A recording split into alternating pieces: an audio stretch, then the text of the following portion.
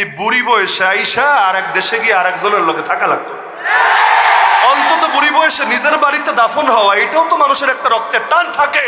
কারণ ওই গ্রামে দেখবেন মহিলারা ঢাকা শহরেও যেতে চায় না।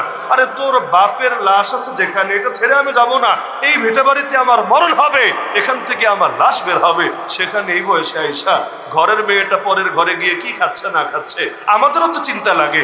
এই বয়সে গিয়ে যখন তার খেদমত করতে পারলে আমাদেরও ভালো লাগতো। কিন্তু গেছে তো গেছে, আবার এদিকে যৌতুক নেওয়ার জন্য উঠে পড়ে লেগেছে।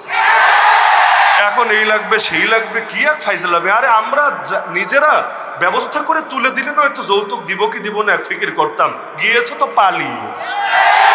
পালিয়ে যদি যায় যৌতুক আবার আশা করে কোন দুঃখে। হ্যাঁ, এখন ওপারে বসে হুমকি ধমকি দিলে কাজ হবে? বাংলাদেশের 3 দিকেই নাকি ওদের বর্ডার, ভালো কথা। এজন্য আমাদেরকে ওদের ভয় কাঁপতে হবে কেন রে ভাই? তোদের সব দিকেও যে আল্লাহ তোদেরকে পরিবেষ্টন করে রেখেছেন, এই কথা তোদের মনে আছে? আলা ইন্নাহু বিকুল্লি শাইইন মুহিত। বিমানের ভয় দেখাবি, তোদের বায়ুসেনাদের ভয় দেখাবি। নামও বড় সুন্দর, বায়ুসেনা শব্দটা শুনলে আমার ওই বায়ুর কথা মনে পড়ে। বায়ু ছাড়তে পালায় যে সেনা, বিমান বাহিনীর দিয়েছে এই নাম। তুই বায়ুসেনা নিয়ে আসবি, কোন আকাশ দিয়ে আসবি? আরে আমার আল্লাহর আরশকে তোর অতিক্রম করতে পারবি না, আরশের নিচেই তো থাকবি। সুতরাং তোদেরকে ভয় পায় কি লাভ? হাসবুনাল্লাহু ওয়া নি'মাল ওয়াকিল, নি'মাল মাওলা ওয়া নি'মাল নাসির। আমাদের 3 দিকে ওরা, তো কি হয়েছে? ওদের অনেক দিকেও আমরা। একটু মানচিত্র নিয়ে মাঝে মাঝে বসবেন, এটা কথার ভেতরের কথা, ভুলাল আপনি। কষ্ট পাইয়েন না, আবার কষ্ট পাইলেও কিছু করার নেই, মাফ চাইবো না। নিজের দিলের চিকিৎসা করায় নিয়েন, কষ্ট লাগবে না ইনশাআল্লাহ। তো দেখা গেল আমাদের অনেক দিকে ওরা। মানচিত্র নিয়ে বসে দেখেন ত্রিপুরা নামক জায়গাটা কোথায় আছে, দেখবেন ত্রিপুরার 3 দিকে আবার আমরা। আমাদের সব দিকে ওরা যেমন, ত্রিপুরার 3 দিকে আমরা, একদিকে সিলেট, একদিকে আবার কুমিল্লা মাঝে আছে, আবার ওইদিকে আবার চিটাগাং, মাঝখানে ওদের কিছু জায়গা। ওদিকে আবার 7 সিস্টার্সের সাথে আছে চিকেন নেক, মুরগির গলা, ছোট্ট একটুখানি গলা, চাপ দিতে দেরি, মুরগির শ্বাস বন্ধ হতে দেরি না। এমনকি যারা নিজেরাই আছে চিপা, এই বাংলাদেশ যদি আসলেই শক্তি নিয়ে ঘুরে দাঁড়াতে পারে, ওই জালেমদের তো দেশই থাকবে না। এতকাল দমিয়ে রেখেছে, ভেবেছে চিরকাল মনে হয় দমেই থাকবে, কিন্তু জানে না ইমানের জোশ আসে যখন ভেতরে, তখন পৃথিবীর কেউ আর পারে না দমিয়ে রাখতে। তাহলে ওরা কিসের হুমকি দেয়? ব্রাহ্মণবাড়িয়া থেকে মাত্র 2 কিলো দূরে আগরতলা। কয় কিলো দূরে? মাত্র 2 কিলো। আমি আখাউড়া, ওই যেদিন কাহিনী, ওই আর পরের দিনে আখাউড়া বয়ান করে এসেছি। একেবারে আখাউড়া মূল প্রপারে একটা মাদ্রাসা আছে, 800 ছাত্র, বিশাল মাদ্রাসা, দাওরায়ে হাদিস মাদ্রাসা একটাই। এমনি তো বেদাতের আখড়া, কিন্তু অল্প কিছু আহলে হক ওলামায়ে কেরাম আছেন, কিছু দ্বীনের দ্বারা আছে। তো সেখানে গিয়ে একদম খোঁজখবর নিয়ে দেখলাম যে যেই জায়গায় এত মারপিট করেছে, মাত্র বর্ডার থেকে 2 কিলো। আবার সারাদিন এসে হাউকাউ করেছে, বর্ডারে ঢুকতে চায়। এদিকে বিএসএফ বলে রেখেছে খবরদার একটাও যাতে ঢুকতে না পারে, সবগুলোর সামাল দিবা। আবার দলের নাম কি হিন্দু সংঘর্ষ সমিতি। ওরা এসে বাংলাদেশের হাইকমিশনে হামলা চালিয়েছে, বাংলাদেশের পতাকা নামিয়ে এটার অবমূল্যায়ন করেছে, এমনকি হাইকমিশনের লোকদেরকেও পিটিয়েছে। নাম কি? হিন্দু সংঘর্ষ সমিতি। খালি যদি নামটা হইতো মুসলিম সংঘর্ষ সমিতি, আর হামলাটা যদি হইতো বাংলাদেশের হাইকমিশনে না, বাংলাদেশের ভেতরে ওদের হাইকমিশনে, দেখতেন এতদিনে দুনিয়ার পিছনে আগুন লেগে গেছে।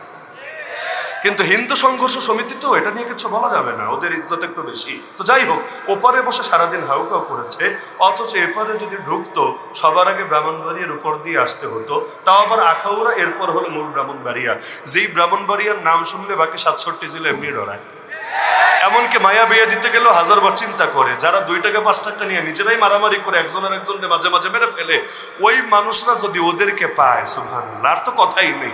আর যদি কিছু নাও পারে, যেমনি টেডা যুদ্ধ নিয়ে নেমেছিল ওই সময়ও, কি যে হতো বাকিটা আল্লাহই ভালো জানে। তো এত দুর্বল ভাবার কি আছে? যার সাথে আল্লাহ আছে, পৃথিবীর কোনো বাতিলের সামনে তার মস্তক নত হতে পারে। তো এখন ফেরাউন ওই কথা চিন্তা না করে উঠলো তো উঠলো, তাও আবার পুরো বাহিনী নিয়ে উঠলো। গেল তো গেল, মাঝ পর্যন্ত যাওয়ার পর সেতু আর থাকলো না। এবার পদ্মা সেতু আর যমুনা সেতু ভেবে যা উঠেছিল পুরোটা হাওয়া হয়ে গেল, তারাও চিরতরে ঢুকতে হলো। ওই ফেরাউন একই কাজ করলো, সারা জীবন আল্লাহর নাম মুখে আনলো না, এবার মরার আগে বলে ঈমান এনেছি রব্বুল আলামিনের উপর। কোন রব? আরো ক্লিয়ার করে বলে দিচ্ছে, কারো যাতে আবার ব্যাখ্যা বুঝাই দিতে না হয়। পরে বলবে রব্বুল আলামিন বলতে আসলে নিজেরাই বুঝিয়েছে না, ব্যাখ্যার দুয়ার খোলা রাখে নাই। রব্বি মূসা ওয়া হারুন, যিনি হারুনের রব, যিনি মূসারও রব, ওই রবের উপর ঈমান এনেছি। তো ঈমানটা সুখের দিনে আনতে পারলা না, সুখের দিনে যদি আনতা তোমার এভাবে ডুইবা মরা লাগতো না। তো কি আর করার আছে, সুখের সময় কথা শোনে না আর দুঃখের সময় আফসোস সারা শেষ থাকে না। তো ওই বলছিলাম মুমিনদের কথা, মুমিনদেরকে সান্ত্বনা দেবে ফেরেশতারা। আরে মন দুর্বল করার কোনো কারণই নাই, জান্নাত অপেক্ষায় আছে তোমাদের, আরে জলদি আসো। এরপর ফেরেশতারা সালাম দিবে তোমাদেরকে, সালামুন আলাইকুম বিমা সাবারতুম। শুধু ফেরেশতারা না, রব্বুল আলামিন নিজে সালাম দিবেন, সালামুন কাওলাম মির রাব্বির রহিম।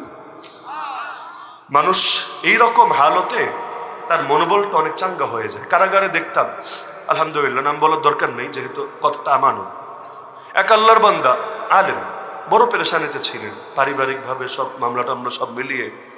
হঠাৎ করে একদিন দেখলাম মুখ খুব হাসি খুশি। বললাম, একটু জিজ্ঞাসা করলাম যে আসলে কাহিনী কি, কোনো সুসংবাদ টসংবাদ আছে কিনা। বলে না বলে না বলে না, শেষে বলল স্বপ্নে আল্লাহ নবীকে স্বপ্নে দেখেছে।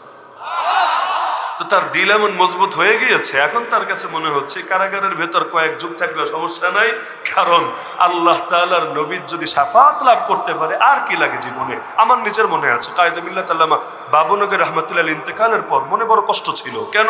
যেহেতু হযরতের সাথে ইসলাহি তাআল্লুক ছিল, তাসাউফের অনেক মেহনত তিনি করিয়েছেন, মাঝপথে এসে তিনি চলে গেলেন আর আমিও এদিকে কারাগারে বন্দী। এখন কি হবে?